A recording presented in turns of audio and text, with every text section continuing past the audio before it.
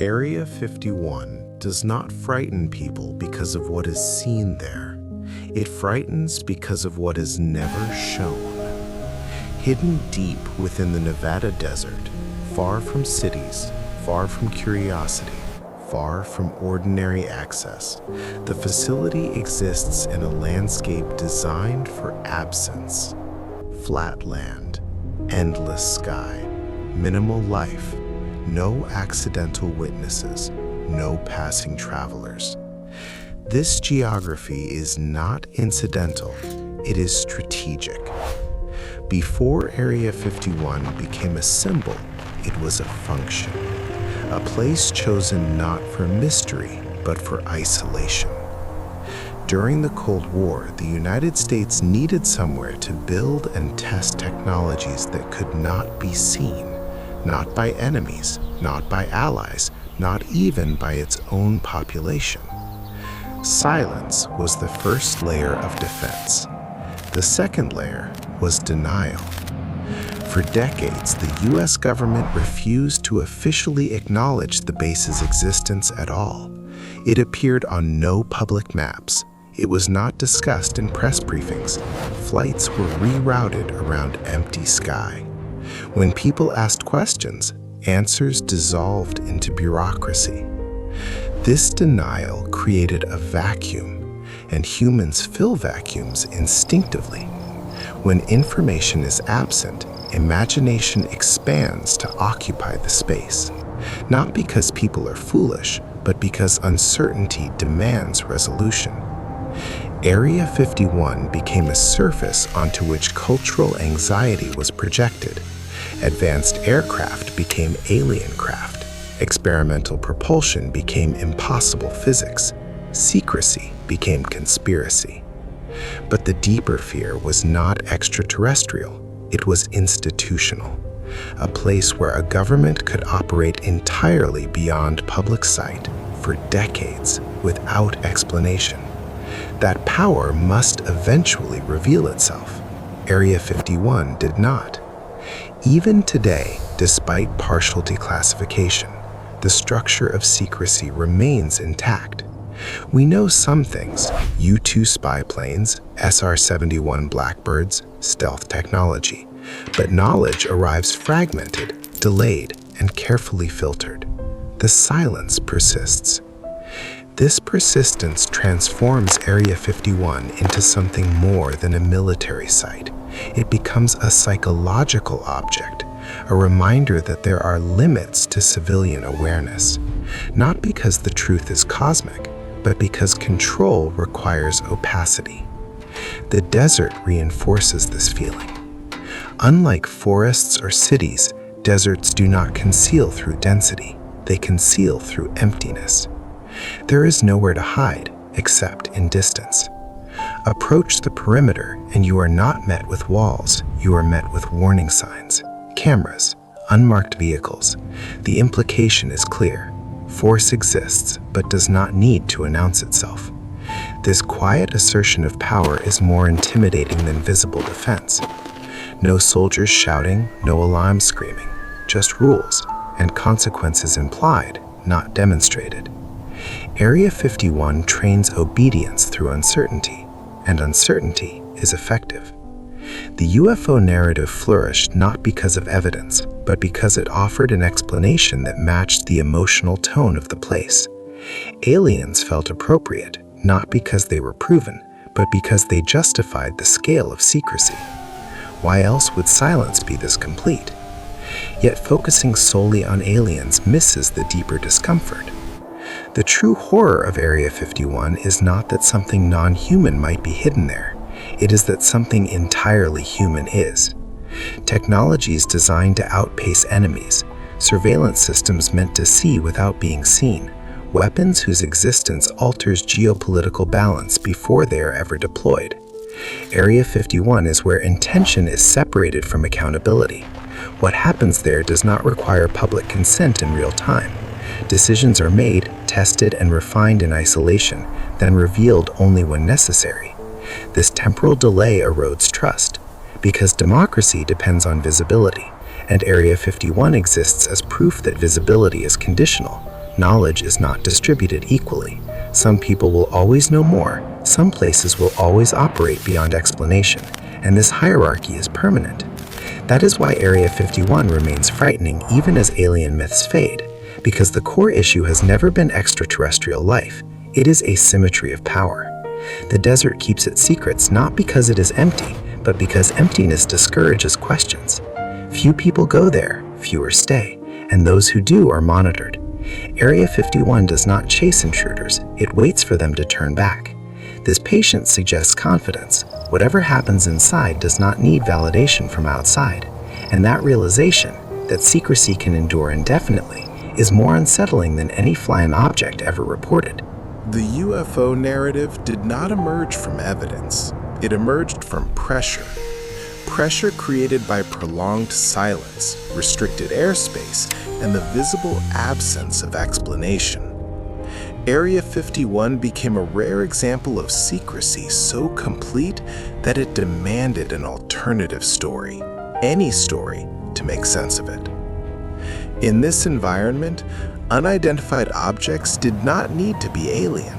They only needed to be unknown, and unknown things provoke fear. Pilots reported lights moving in ways they could not explain. Locals saw shapes crossing the desert sky without sound. These observations were real. The interpretations were not necessarily accurate. Experimental aircraft fly differently. They move faster. They break familiar patterns. But when governments refuse to explain, perception detaches from reality. Rumor becomes structure. Speculation becomes belief. Area 51 did not create UFO culture deliberately, but it enabled it through omission. This omission functioned as a psychological experiment on a national scale. By withholding information, the state allowed mythology to grow organically. And once myth exists, it becomes useful. Aliens were convenient. They diverted attention away from human capability. They reframed anxiety as fantasy. They transformed concern about military secrecy into entertainment. It is easier to laugh at extraterrestrials than to confront unaccountable power. Over time, this narrative feedback loop intensified. Media sensationalized sightings. Fiction reinforced expectation. Public curiosity turned into obsession. Meanwhile, the core structure of secrecy remained untouched.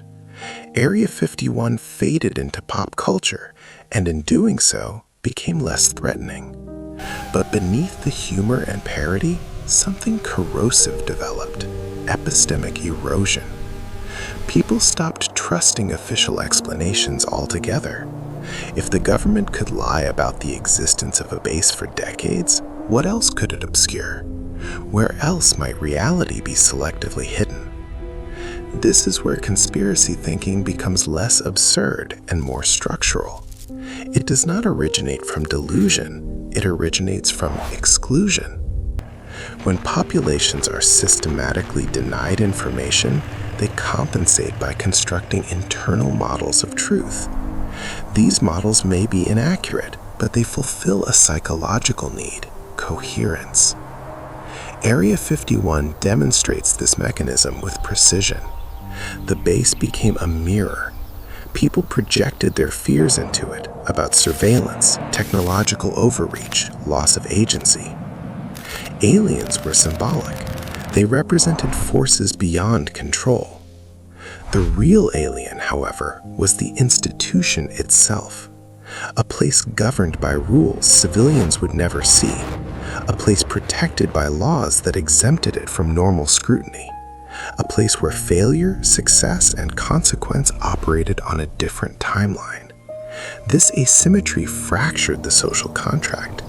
The state sees the people, and the people see the state. Area 51 disrupted this balance. The state saw everything. The people saw nothing.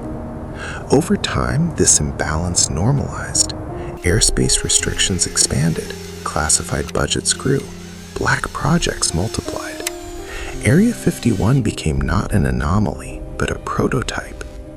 Secrecy stopped being exceptional and became infrastructural. This is why UFO myths persist even when evidence weakens. They are not sustained by sightings. They are sustained by distrust. What are we not being told? And because Area 51 proved that long-term denial is possible, that question never fully dissolves. The danger here is not belief in aliens. It is erosion of shared reality. When trust collapses, facts lose authority. Expertise is questioned reflexively. Official statements are filtered through suspicion. Area 51 did not cause this alone, but it symbolized it perfectly. A place that existed without acknowledgement taught society that absence of evidence does not equal absence of truth. And once that idea takes hold, it cannot be reversed easily. This is the hidden legacy of Area 51, not extraterrestrial mythology, but normalized ignorance. Ignorance that feels intentional, ignorance that feels managed, ignorance that feels permanent. The base trained the public to expect exclusion, and exclusion, once accepted, reshapes how people relate to power. Area 51 is not frightening because of what it hides. It is frightening because it proves that hiding can be permanent. In a world saturated with information, where exposure is assumed to be inevitable, Area 51 stands as a contradiction. It demonstrates that with sufficient authority, distance, and legal insulation, secrecy can endure indefinitely, not temporarily, not accidentally, but structurally. This endurance alters how reality itself is perceived. When a place exists beyond verification, it creates a category of truth that is inaccessible by design. Not false, not denied, simply unreachable. And unreachable truth destabilizes the idea that knowledge is something the public can eventually obtain. There are questions that will never be answered, not because answers do not exist, but because access is not granted. This realization shifts fear away from aliens and towards governance. The base represents a threshold where consent ends. Decisions are made without public participation. Technologies are tested without public awareness. Consequences are anticipated without public discussion. This is not exceptional, it is normalized. Area 51 did not introduce secrecy, it refined it. It demonstrated how power can operate without spectacle. No dramatic announcements, no visible force, just administrative invisibility, legal frameworks, controlled language, silence as infrastructure. This infrastructure conditions behavior. People learn not to ask certain questions. Curiosity becomes performative rather than investigative. Mystery turns into entertainment. The public is allowed to speculate, but not to know. This permission to imagine without access is crucial. It diffuses pressure. Speculation exhausts itself. Outrage becomes cyclical and unfocused. Attention moves on. Meanwhile, operations continue uninterrupted.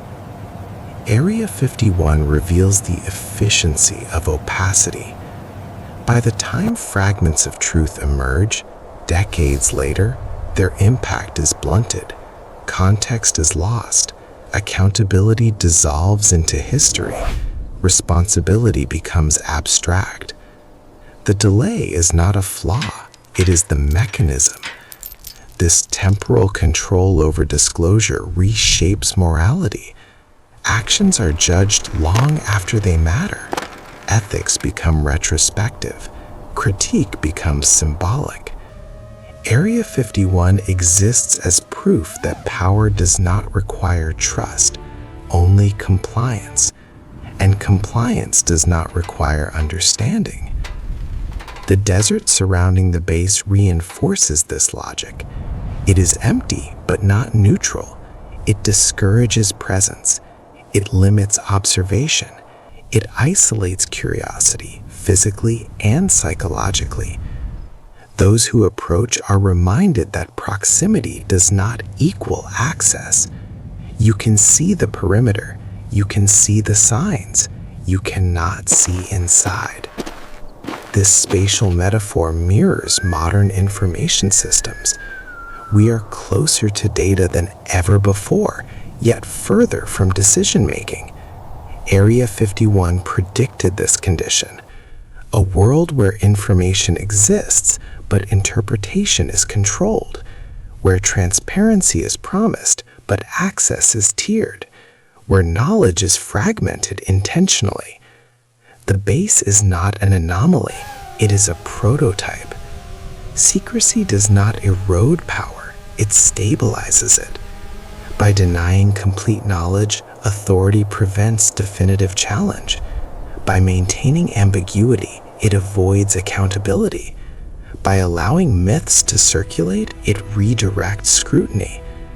Area 51 does not need to convince anyone of anything. It only needs to remain closed. In the end, the greatest fear associated with Area 51 is not that something alien exists beyond the fence. It is that something entirely familiar does. A system in which decisions affecting millions are made without visibility. A structure where silence is policy. A reality where knowing is a privilege, not a right. Area 51 is terrifying because it feels permanent. Not because it hides the truth, but because it demonstrates that the truth does not have to be shared. And once that is accepted, the boundary between what exists and what is known collapses. The desert remains quiet, the fence remains distant, and the silence continues, not as a mystery, but as a method.